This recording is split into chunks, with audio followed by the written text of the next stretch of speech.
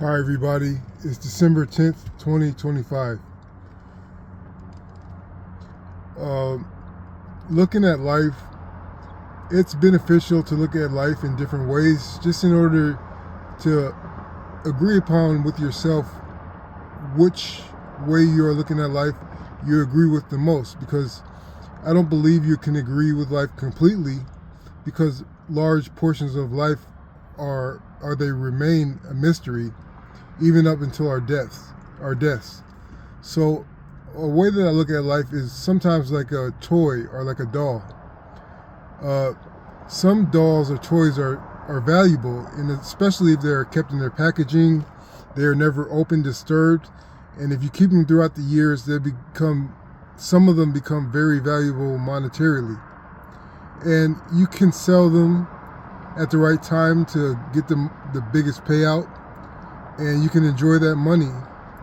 But usually money gets spent very frivolously. Even if you have large amounts that you save, you are going to have to spend money on toilet paper. You're going to have to spend money on dishwashing detergent. And to think that you maybe got like $100,000 windfall, to think about such frivolous but necessary items that you need to buy for maybe $2 or $3 out of that $100,000 you bought, what is the real value of money? And so when you look at the doll or toy that's been played with, that has marks, missing pieces, damaged, rips, tears, and scuffs, you look at that doll and you realize that doll may be very valueless monetarily, but the preoccupation, the distraction, the joy, the fun that it gave the child or whoever was playing with it, that is not necessarily wasted on equivalence to toilet paper, dishwashing detergent, and dustpans and stuff like that. Those marks and damage that toy got, it earned you distraction. It earned you respite from life. It earned you a childhood with moments that you will remember, instead of buying a lollipop with 10 cents of money, no matter how big of a chunk that money came from. So when you look at your life and you don't see lots of money in the bank account, but you have scars that you remember that give you smiles, you have memories that remind you that life could get really good sometimes, that's the doll that has been played with, that was taken out the packaging. And lots of people have that copious amounts of money, but they haven't lived a life that imparts such sweet memories as that toy that was played with. And so that gets me to thinking about people, about relationships with people. If you base your life off your relationships with people and how people view you, it's a very unstable beam that you are walking. For one, when you try to gain meaning from your life by the people that come across your path and come into your sphere of communication, it's a random numbers game, a random number generator or generation or whatever. They could be nice, they could be aloof, they could be mean, they could be cold, they could be warm, and they come in and out of your life. So depending on how they treat you or how you interact with them, you're going to base your experience, if you're not careful, you're going to base your experience of life on how you feel after coming into contact with that person. And so you have these random moods that people have, these random personalities, these random people with random intentions coming into your life, and your expectations are, your summary of your life is changing constantly with all these different people that come into your sphere. And you don't know why your life is so volatile and so unstable until you realize that you're basing your experience of life, or how you feel your experience of life, with these random number generated people and how they treat you and how you communicate with them. So that is a weakness of assessment of your life, if you are judging your life on your interactions and how people treat you. Another way that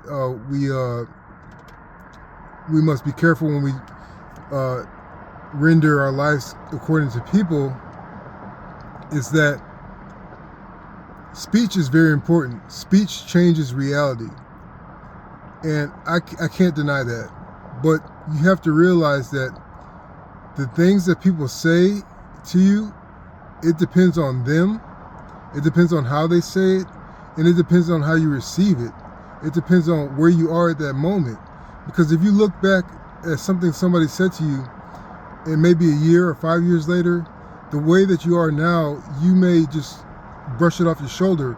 But back then, when you were vulnerable, when you were face to face with them, their words could have lifted you so high that you couldn't imagine, or they could have crushed you so hard that you wouldn't expect to ever recover from that. So you have to realize is that, yes, speech is important. Speech creates. Speech invokes change. But you also have to understand that people may be the producer of these words, but it is how you are stable in yourself, how you receive them, how you interact with life. If people's speech to you is very important, if the little things they say could change your day from being bright to being a downright horrorscape, you have to realize that you have to attune yourself to take things in a certain mature manner in order for them not to destroy you or to give you false hope. And another way that we relate to people is that we have to remember that family members are people too. And I'm not saying you shouldn't trust them and you shouldn't listen to them, you shouldn't covet their company, but you have to remember that they're people too, just like you. And so when a family member disturbs you, you have to think about the unit that you are first before you make any reactions or judgments upon them. The relationship or the scope of their relationship to you and the unit that you have with them, you have to forgive. You have to be willing to forgive to protect that unit. You have to be willing to understand to forego fissures and schisms from developing. You have to remember the unit of your family always in order to keep it a safe space, a safe haven for all of you.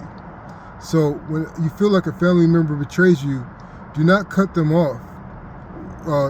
Do not cut them off haphazardly. It should always be your family unit is the last line that you have of humanity in your life. So you must always protect that unit the best you can. You have to forgive. You have to swallow your pride many times, but you have to remember that if a family member hurts you deeply, you may have been that family member that did that to them before and not even know it. So protecting that unit is very crucial to maintaining a safe haven for you to come to in the hard parts of your own life. So I hope this helps. Thanks.